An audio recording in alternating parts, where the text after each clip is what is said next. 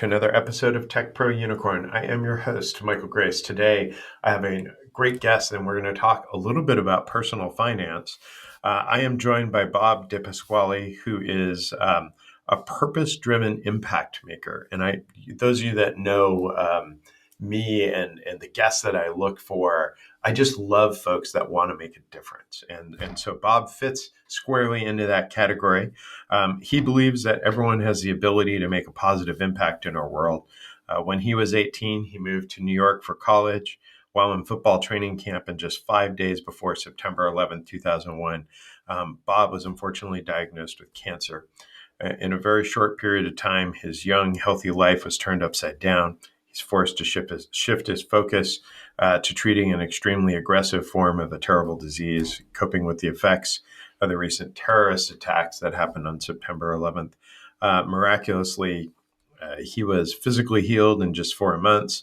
Mentally, it took him years to process this. It wasn't until Bob identified his purpose that he realized the value of his battle with cancer and his family's losses on 9/11. Bob's mission is to make the world a better place by encouraging people to find the blessings in tragedy and use their gifts to help others. Bob is also the author of, I just love Bob's background here. He's got his book displayed for us to see, Personal Finance in a Public World. So Bob, thank you for taking the time and joining us here on the podcast. Michael, I'm really appreciative of being here. That was an excellent introduction. I hope I can live up to. I hope I can live up to that. I'm excited, and I really think the topic of what you all talk about here is pretty cool on the Unicorn podcast. So I'm excited. Awesome. So, a little bit about just your personal story. A lot of our listeners are like, man, you have some really cool people, and they're excited about, what we talk about in the books and such, but they also get really inspired by the individuals. And you've chosen to share your story, which I think is powerful and moving, right? You kind of went through this ordeal, and luckily came out stronger on the other side. What how did you find your purpose? I think so many of us go through life and we try to figure out why am I on this planet and what am I supposed to do? How'd you find it? Kind of unexpectedly, like I think it happens to a lot of people. I was in a conversation on Twitter the other day about finding your purpose, and someone was telling me, or telling the group of people that were kind of having this back and forth about how you really can't search for your purpose. It's not this pot of gold that you just find because of a map or something. It's more of a journey and a process that you just kind of have to experience, and you may not even know what you're passionate about and where your purpose lies. And so for me, that really happened. You mentioned in your little introduction there that I had a terrible illness when I was 18 years old. I wouldn't wish cancer on anyone, but when you're 18, it's kind of a strange period of time to be diagnosed with a really aggressive form of cancer. Because I don't know about you, Michael, but when I was 18, I thought I was invincible. I thought there was nothing that could possibly stop me from taking over the world in a matter of 5 years. But unexpectedly, I went from what I thought was a minor injury and some rehab to, in a short period of time, just a couple of weeks, being diagnosed with cancer. And so when you talk about finding your purpose, I thought my purpose at that point in life was to play in the NFL or to coach or to talk about sports and just communicate. I love to communicate. I've always loved it, and I thought that was my purpose. And to some degree, I think it's kind of come full circle. I've gotten a lot back into communication and writing a book and podcasting, but there was some really trying times there, and it only took me about 5 months to recover from my cancer. Thankfully, I had excellent doctors. I was taken care of really well, and I haven't dealt with anything since then. But the emotional toll that period of time, physically, and then also dealing with September 11th and the terrorist attacks and all that, being right there in New York, and I have some pretty vivid memories and stories about that as well. It really taught me some lessons that took years and years to understand. I thought I was invincible, and I powered through cancer and all of that period of time. But when I look back, I see all the forces in life that were there, including my family and my doctors and my wife, who I didn't even know at the time. I have a pretty interesting story about that as well. And though there were a lot of things supporting me. And so my purpose I have determined or learned over the years is that I need to give support to people who are not capable of maybe even realizing that they need the support Mm. or who aren't capable of finding it themselves. And so you talk about being an impact maker. I want to help people however I can. And so my profession and the things that I've done in my professional life have helped me determine what it is specifically that I can do for people. But that experience and realizing what I went through emotionally is how I ended up kind of stumbling upon my purpose. I I love it. So many people. I love what you said at the beginning, where so many people just want to go buy their purpose, right? They want to go like, if I give you $100, will you tell me what I'm supposed to be doing, or such? And it's part of your journey, and you just have to be open and aware to it. Again, I just love your story about how through your experiences that really led to your purpose. And making an impact.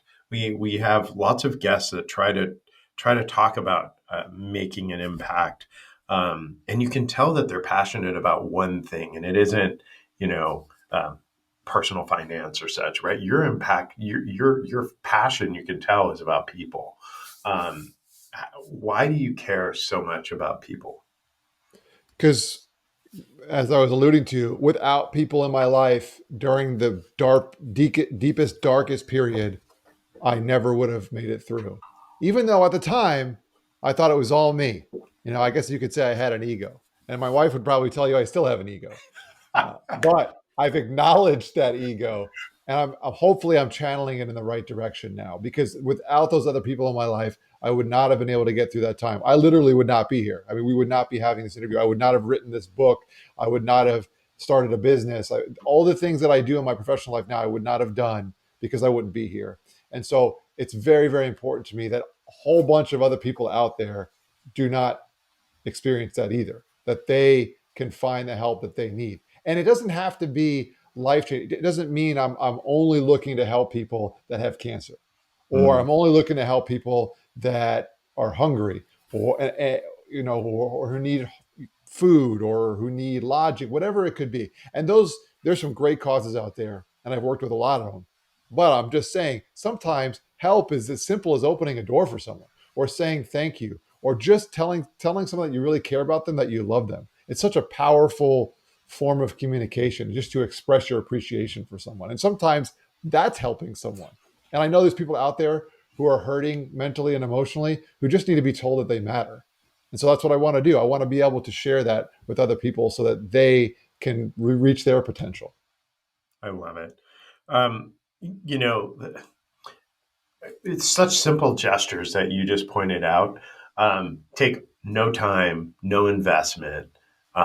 Just be a good human, right? Be a good human to another human, and you'll be amazed at what happens, right? And you never know at what point in a journey a kind act to another human being could literally save their life, right? Could make a difference in their day.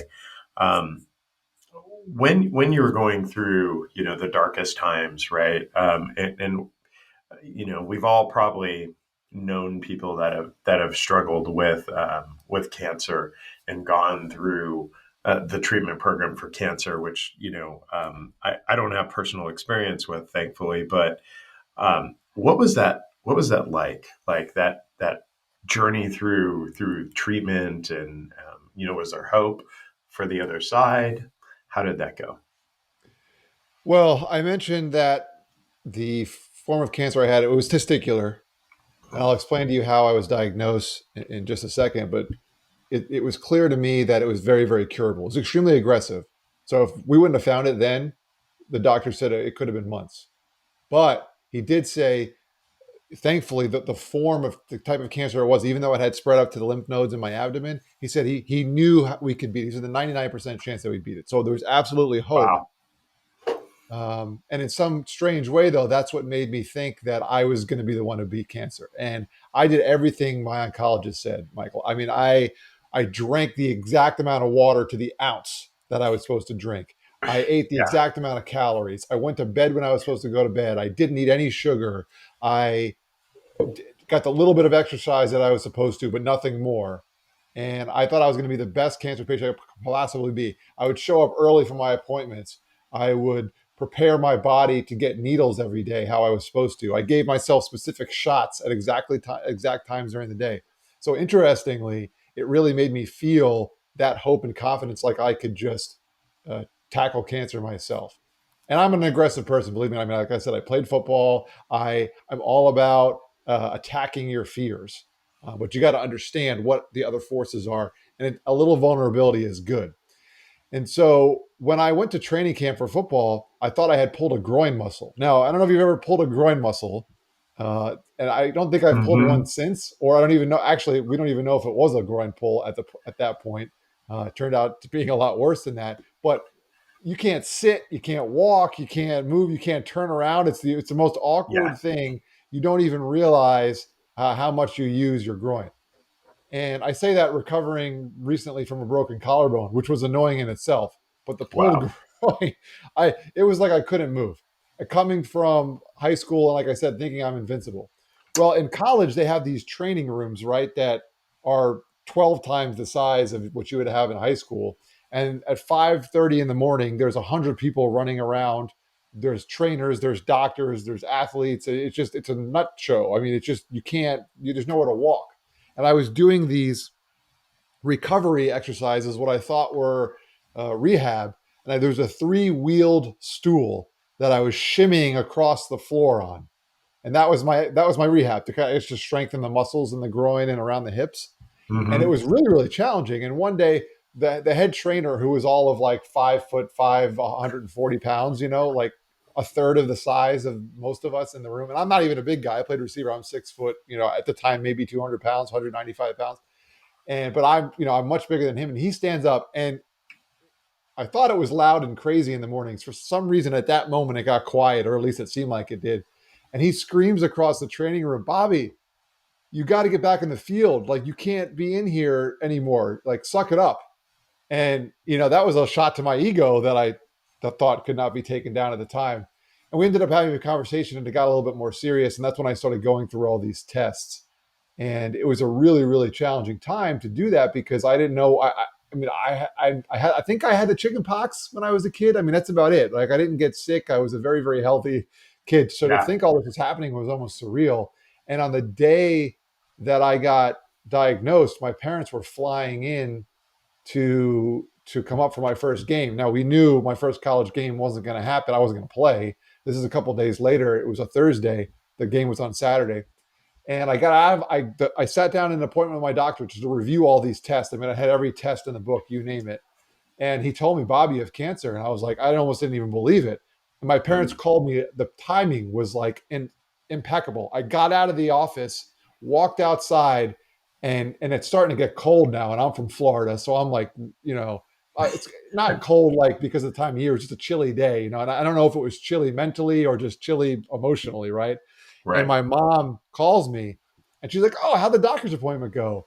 And I had to tell her. I mean, it was just, and I heard my dad in the car on the other side of the phone, like, "Susan, what's going on?" Like, he could tell that something was wrong. And I was like, "Mom, the doctor said I have cancer." It was crazy. And so we met back at my uncle's house, Mm. and prayed and cried and flipped out all together at the same time. And then a couple of days later, on Saturday, which was supposed to be my first game, obviously we didn't go anywhere. My uncle's best friend comes over the house, and we were staying at my uncle's house, who was from Long Island, up where my school was. And uh, Tim comes over, my uncle's best friend. We never met him because we're from Florida. We're just a Right. really really nice guy. I said, gives his keys to my parents, the keys to his car, and says, "Here, Bob and Susan, my parents' names. Take my car. I can't imagine what you're going through. Whatever you need to get your son treated, fine, go to doctor's appointments. You can have the car for as long as you possibly need it." And he was there for 15 minutes, and that was it. And he left. And we're like, "Wow, that was really nice. Like this, I couldn't believe it. This guy is a godsend." So a couple of days go by. My oncologist had told me, "You got to still take some classes." So my first college class was that coming Monday morning. Went to class, came home, drove Tim's car all over creation to, it seemed like 50 different doctor's offices, a bunch of new tests, figure out what we're going to do. Following day, my second ever college class, I come out of my second ever college class and I go to the cafeteria. Now, if you remember those televisions, like not a flat screen TV like this one, but like a tube television, Oh it yeah. must have been 8 inches wide. It's hanging from brackets in the corner of the ceiling in the cafeteria. I'm eating a breakfast burrito, minding my own business, and the news is on. And a plane runs into the Twin Towers. And I called my dad right away. I said, Dad, are you watching the news? And he's like, yeah. I'm back at your uncle's house. So this is crazy. So he's like, you might want to come home or come back or see what's happening. And while we're talking, bam, the other plane hits the other tower. And we're like, oh, this is crazy. What's going on here? So I hopped in the car. It took me 9 hours to make what was normally a 15-minute drive, Michael. And Wow. I now have a master's degree in broadcast journalism. I worked in radio for a couple of years. I will never listen to 9 straight hours of AM radio ever again in my life. I listened to the whole thing, watching it in the distance because Yeah. I'm not too far from New York City. Right. We get to my uncle's house, or no, I didn't get to my uncle's house. I ran out of gas in his neighborhood, and I had to push my car into the driveway. I get into the driveway, I go inside, and once again, we're all like looking at each other like, what is going on? And my aunt Mm. specifically is hysterical though, because she couldn't get a hold of my uncle who was on business the night before in Denver. He was supposed to fly back that morning. And we're sitting there, no one wants to eat anything. It's like dinner time. I'm like starving, but I didn't want to eat. And my uncle calls, actually gets a hold of my aunt, and he's like, hey, I'm stuck in Denver. I'm safe. Thank God. I'm going to try to get home tomorrow or later, but there's no flight coming out. And everyone's like thankful. That's great. But Tim, his best friend, happened to be in the towers that morning, and he perished. And the guy, one of the most generous acts I've ever seen in my life, just a couple of days before that, he passed away in the towers there. And Tim is just an example of one of those super generous people in my life. He didn't even know us, and he's just like, "Here, have my car." And so this is a long way away from the question that you asked, but ultimately, I think our purpose in life is can be just as surprising as some of the events that happen in our life. Sometimes we stumble upon it, and it's really important that we consider the forces and things that happen in our life to get us through times. And then I had to go through chemo, and I had to go through all the treatments. And I, throughout my chemotherapy, I remembered the events of that day. And I still vividly remember them, but I always thought about that and how generous Tim was and how I wanted to tell his family, whose kids were very, very young at the time. And I did actually a couple of years ago. I got to reconnect with them. That's another story. But you asked about the treatment, and the treatment was extremely challenging. But I had these motivating factors that were really important during that period of time. And come to find out, my parents and my aunt and uncle were actually in cahoots because my cousin suffers from cystic fibrosis, and he was a younger person at the time, and we were both really struggling. I was going through chemo, he was going through treatments, figuring out his disease as a young boy, and we actually developed this relationship, this bond. And he's another person that I didn't realize at the time in my life, by him waking me up at 5 in the morning to play video games, was actually helping me get through cancer. But it was.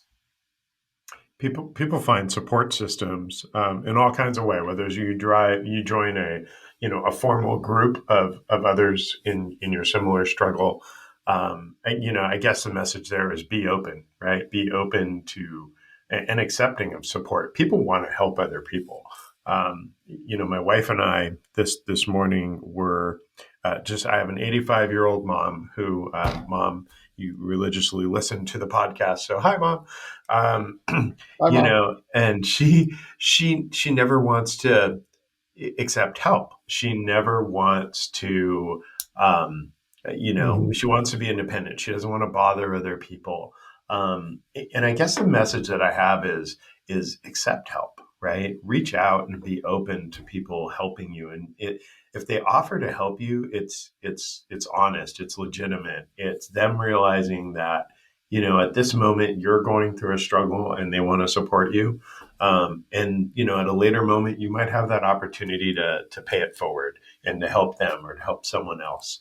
Um, so many people struggle right now with the pandemic, right? That I think when COVID started over 2 years ago, we were all kind of like, oh, it's COVID. Okay, it's this virus thing. Government seems to trying to be figuring it out. It'll probably be here a couple months and then it'll be over. We're 2 years in. A lot of the assistance is kind of ending. People are like, oh my gosh, now I have to pay rent again, and I haven't paid rent, and now I owe back rent. And there's all this craziness that's now kind of starting anew. Every time we think we're coming to the end, something happens, and it becomes, the start again of another chapter of this. Um, how do people like find anything positive out of this? The ones that are struggling through it. Similar to your journey, right? You were in a dark place and you fought out of that. How do folks go about that? I don't know if I have the perfect answer for you. I'd like to tell you that you can find positivity through the negative times.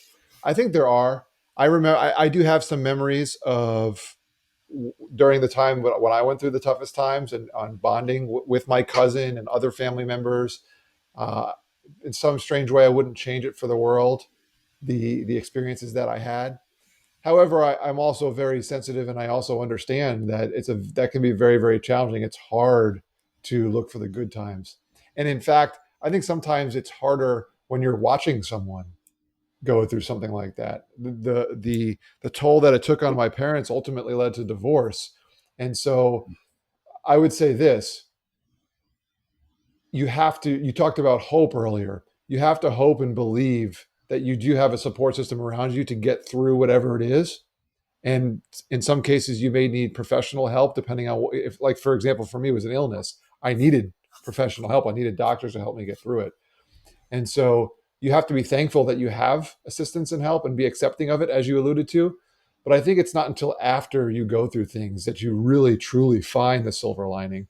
And sometimes that silver lining, and it has been for me, absolutely, that silver lining shine brighter than that dark cloud.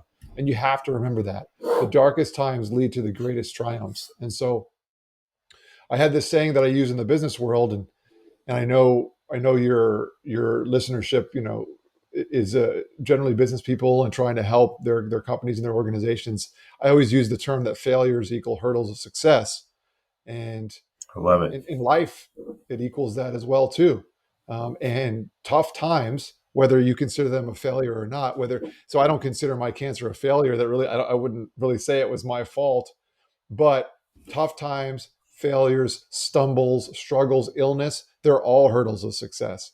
And you have to believe that so that when you're on the other side of it, there's something great that's going to come out of it. And for me, ultimately, it was my purpose. And I feel I don't have statistics on this. I don't know exactly how many people. I can give you a rough estimate in my 12 years of professional work in the financial space. I can give you a rough estimate on how many families we've affected positively. I don't know for sure, but I know that if I wouldn't have went through that, I wouldn't have had that mindset to be able to do that. Yeah, I appreciate that. The struggle is real is this saying that we all use. Um, and I listen to some people. We have lots of entrepreneurs. We have lots of very successful entrepreneurs that have done things right to create wealth for themselves. People ask me all the time. You interview all these really cool guests. What's the one thing that they have in common that stitches through them? And I always say they have hustle, right? They don't get down. They fight their way through. If something knocks them down, they get back up and they keep going. Um, your story is indicative of that as well. You could have given up at any point, and nobody would have said anything negative. They would have been like, "Wow, that's a tough break," but you didn't, right? You've battled through it, and then you went on to do something so cool, like to say, okay, I'm not only going to be in the financial industry, but I'm going to write a book so I can increase my voice, right? You're now available to speak to people who would have never known you, right? They would have never met you. They wouldn't have heard you. People have weird things about podcasts. So Bob's also a podcast host, And people meet me that don't really understand podcasts, and they're like, "You talk to everyone in the world," and I'm like, "Just because I'm a podcaster doesn't mean that anyone is listening to me, or I sure as heck don't get to talk to everyone in the world." But that's a really cool concept. So you've got this cool voice, right? You're out on podcasts, you're blogging, you're writing a book. Um, it, you know, and it's just so cool. I want to pivot and talk a little bit about the book, right? Because Okay. people come and they just like feel like they don't know how to start, right? When it talks about personal finance. And we've had brokers and investors on talking about, how to invest their money. We've had people in the crypto industry talk about like, what crypto is. And that's just my way to try to also educate folks. Hmm. But when you get to personal finance, right, and none of us are perfect, right? Lots of people living paycheck to paycheck, and they're like, oh, that's investing. I don't have any money to invest. I can barely pay my bills. Let's talk a little bit about personal finance, the book, and maybe just share a little bit about what is the book about. I see the subtitle, How Technology, Social Media, and Ads Affect Your Money Decisions. Maybe just share a little bit about the book with us. I would love to. The purpose for me writing this book is because I wanted to be able to serve other people that my voice wouldn't reach. And you made a good point. That's being a being an author gives you authority in some ways. And I actually just wrote a blog article about this. And I but that's not really originally why I wrote the book. I didn't think of it as an authority factor. I just thought, man, I have lots of ideas and things going on that I've not learned during the pandemic. I learned it for the 12 years prior, but I picked up on how to express it. And when my previous employer would not was not really too excited about me doing media appearances and writing books, and it was just compliance and regulatory reasons. I don't necessarily fault them. It's just the nature of our industry and the financial industry. You got to be very careful on how you Risk document things. averse, yes. So the reason for the book, like you mentioned, was to reach more people. And then once my business partner and I, uh, ironically, a year and a week ago is the day we actually left our previous firm on a cordial split. But it was just time. We were being asked to do some additional things that we just in that model we weren't allowed to do, and so it kind of opened up this world to me. And the story of how I got to start writing the book is amazing. I made the decision in 2 hours, to be honest with you. I had reached out to some publishers, and thankfully, the publisher that I ended up doing business with, they were so supportive, and they hooked me up with the right people to talk to. And they're like, "Well, we need to know in 2 hours because we're starting our initial call." If I would have had 2 days or 2 weeks, forget it. I would have said no. Just started a new business, all this stuff going on. There's no way I would have said no, but it was just meant to be. And I realized in my new business, we really wanted to severely change the model of how we served the families that we did. And instead of serving a mile wide and an inch deep, we wanted to serve a mile deep and an inch wide. So we were severely cutting back the amount of people that we were serving, but serving them on a deeper level, being able to impact them more. But that told me that there's still a bunch of people out there that need information. And the type of information that I share in the book is not something that we concentrate specifically on in our new firm. We focus specifically on purpose-driven families that have a desire to make a positive impact in the world beyond the bottom line of their business. As you can tell, it's a good fit for me. With the book, I was like, but there's still a lot of information, and the technological revolution has really been happening for a while. But I feel like the pandemic and the things just kind of gave it a swift kick in the pants for a lot of people. And so it's very important for me to help people use technology as a positive force in their life, especially when it comes to finances. And the personal finance world is full of ideas and thoughts and concepts and investments, Michael. I mean, there's an endless amount of information in the digital age. And even if you find the good information, and there's good information out there, don't get me wrong, there's some bad stuff, there's some good stuff, but even if you find the good information, it's very, very overwhelming. And so I Mhm. wanted to be able to put it in a book to be able to help people have a positive relationship with their digital devices, their phone that they're on. There's they 2,167, I believe the statistic, the number of times you engage, swipe, click, whatever on your devices throughout the day. That's over 2,100 times you engage with your phone per day, and it's constantly sending you messages. And so, whether it's retargeting ads or your social media applications or just your web browser, you're constantly getting fed information. And if you Mhm. I got another discussion in Twitter the other day about the term call to action. So if you're in the, if you own a business or you're in the business marketing world, you know the term call to action. You want to get your potential customers to click or select something to take action on your offer. Well, if there's, let's say, even half of those interactions or calls to action, that's still almost 600 calls to action you see today. If you took action on all of those calls to action, we'd all be broke. There's no way. So personal finance doesn't mix well with that. But I make the argument in the book that you can have a positive relationship with technology and use it for the good. And you talked about cryptocurrency. You talked a little bit about investments. There's a chapter on each of those. There's a chapter on tax. There's a chapter on insurance. We all love that conversation, right? And there's just chapters on all different concepts and areas of personal finance and how technology can be a positive force in those areas. I, And the final message of the book, I don't want to give a spoiler of my own text, but the research that I did, and I did a lot of it. The best advice I ever got for the book is about writing the book is it's not about what you know, it's about what you want to know. So my curiosity is what drove the text. Not I could have had 50 years of experience in the financial world. That wouldn't have been the most important stuff in the book. It was what I wanted to know and was curious about. Well, when I got super curious towards the end of the text, I did some research on relationships with tangible things, with people, and also with money.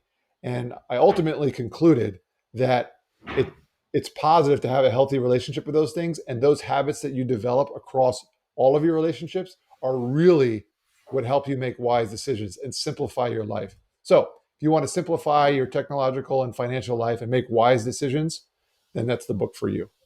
That's awesome. I am. I get to be the dad of some college kids, which is being a dad's the greatest job that anyone can have. So they come out on the other side, and I've had some of my kids have gone to literally some of the what would be considered the world's top schools, and they come out and you're like, okay, they're all knowledgeable, right? They know everything now because they've Mm-hmm. graduated from college. But then, one of my sons was buying a car.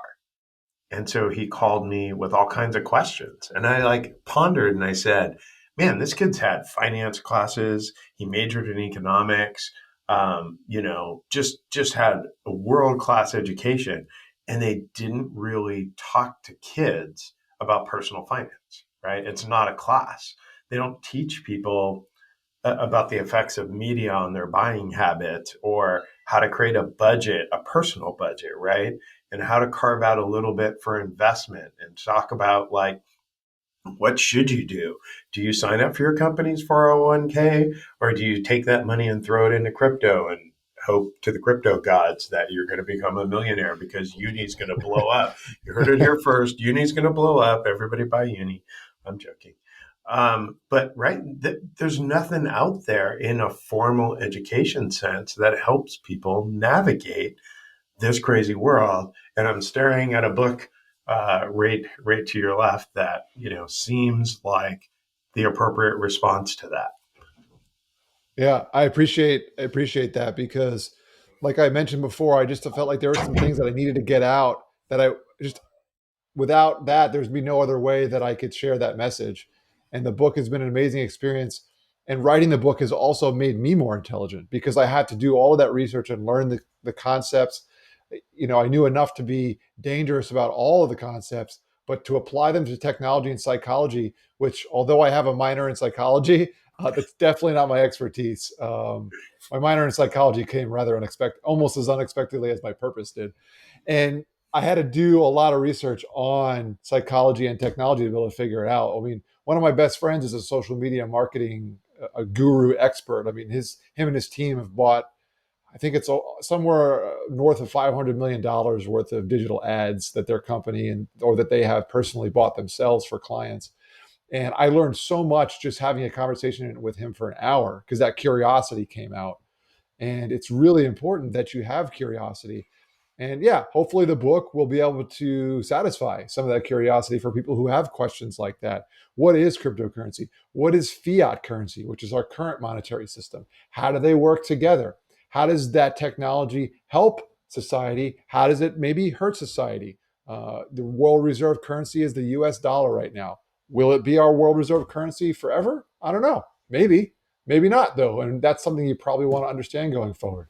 You talked about college students making their first purchases, buying homes, cars, looking at loans, deciding which job to take, making their decisions on their benefits, like you talked about 401k and insurance.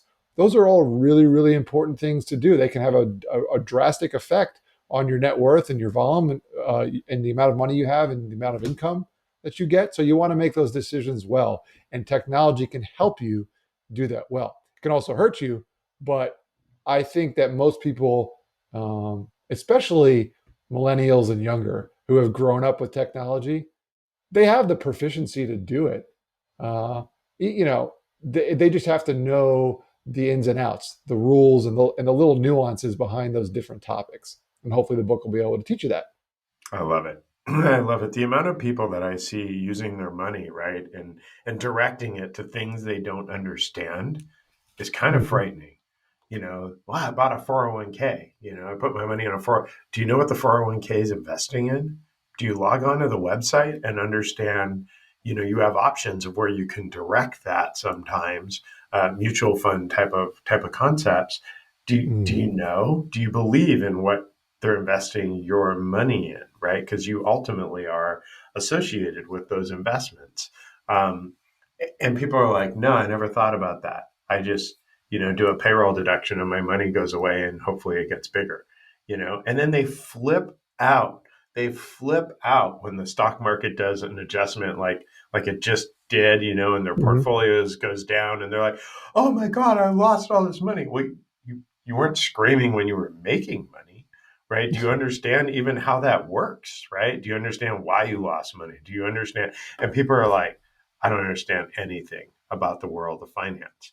Oh, are you taking any action, like reading personal finance books, Mhm. following a podcaster who talks about these topics? Well, no, I don't have time. Do you sit around watching TV in the evenings? Oh, I spend a couple hours. I watch this show and that show and this show. And I'm just like, what do you do with your time? Right? Just like your finances are an important resource to manage, your time, right? What you do with it, where you invest it. And I'm not suggesting that you go stock Bob and you read all of his podcasts or read all of his blog posts and listen to every episode of his podcast and buy his book, right? But you should do something, right? Like this book, so I cyber stalk all my guests. So I'm out on Bob's website on my other monitor, which is why I keep looking away. As soon as you log on to Bob, right? We talked about impact. As soon as you log on to bobdepasquale.com, you get a thing that you can sign up. So I signed up, and you get his initiatives for impact, right? So if you want to kind of understand more about the impact topic, he gives you really easy to follow 6 things, right? And those of you that follow me know I love small lists, right? Don't give me some massive. Here's a 253 things that you can do to like. No one's going to read that. So 6 things. His book is available on there. Um, there's a link, you can get it on sale. You can sign up, you can follow him. His podcasts, some podcasters have, like 10 episodes and call themselves a podcaster. I jokingly say you're not a real podcaster till you get over 50 episodes. So Bob, I'm looking, he has, just posted earlier this week, is on episode 83. So, there's actual content out there and he's dedicated to the craft of podcasting. Looking at his blog topics, really cool. And again, these are quick reads. They're not something you need an hour for. You can click through in just a few minutes and get some knowledge. So make sure that you guys hit up Bob. You can get his book, and get some information about these topics. And everyone always asks me like, "Oh, isn't this self-serving for your guests? Your guests are promoting their own stuff so that they can become wealthy off of us." And and you listen to Bob's story, right? He just shared his personal journey from his childhood. Like, if this isn't a guy who you can believe actually truly cares about helping other people, uh, we need to use Bob's minor in psychology and figure that out because, I think there's legitimately trying to make the world a better place and trying to help, in the book, in the story, in the blogs, in the podcast. If you think about the amount of time that Bob spends creating blog posts, creating podcasts, everyone says, "Oh, your podcasts are like 45 minutes." No, my podcasts are like 4 hours, because for every hour of podcast that a podcaster creates, there's all the pre-work to be prepared for the episode. There's all the post work. There's all this stuff that goes in. So Bob's making a pretty significant investment of time to provide information to the world that hopefully is useful. That was a very long rant, um, that basically says there's lots of stuff out here on Bob's website. Again, bobdepasquale.com, the book, the podcast, the blogs, where you can find Bob. Where is Waldo? Where is Bob? There's Meet Bob. There's appearances that he does. So very cool. You said you had a company. What is the company? Is the company all this media, or is there? I see that you're a certified financial planner and such. Is there a company where you provide investment help for folks? Yes, yes, and I'll address that and the other thing that you brought up about your guests becoming wealthy and promoting their stuff. I mentioned I have an ego earlier. I'm also very very sensitive to self promotion, but someone told me when I was writing the book and that you really have to believe in what it is that the message that you're sharing, and the only way that you can share a message that you believe in is if you share yourself. And so I do appreciate I you love that. saying those things about what we do. Our company is called Initiate Impact. It's a wealth management family office style firm where we handle your entire financial house for one fee. We try to simplify it as easy as possible, and you can go to initiateimpact.com. And I'll tell you this: in my life, Michael, I am wealthy, but wealthy is not a term that's specifically related to money. I'm wealthy in purpose and Amen. thoughts and love and appreciation for what I have. And the money that we make at our company, we're in business. We just left our other company. We gave up a lot to do that a year ago. And yes, we're in it to business to make profits and support our families. But the mission of our organization is to make the world a better place. And the vast majority of the work that we do is helping families do that. And in turn, that's part of our mission. So we want to make the world a better place, and we support our family and do that at the same time. So if you have any questions, you can go to initiateimpact.com. You can DM me on any platform. You can go to the website that Michael mentioned there, bobdepasquale.com. All my social links are there. I love having conversations with people, because I understand that you got to build, especially when you're talking about money, you got to build a relationship with someone before you're going to open up your hearts to them, right? So, would love to talk with anyone, whether it's about the book or my company or my story. If we can all inspire each other a little bit, I think we'll be living in a much better place. I I so love that. The book is also available on Amazon. You can search for it to get its personal finance in a public world, how technology, social media, and ads affect your money decisions. Those of you that are still on that Kindle platform, it's also available as a Kindle. Um, Yep. Bob, thank you for taking the time. You made an impact. You made an impact on me. I appreciate what you're putting out in the world to try to truly help other people. Both the book, the podcasts, and the blogging that you're doing. So thank you. You're welcome, Michael. A pleasure. You have a great rest of your day, and I look forward to catching up down the line. Sounds great.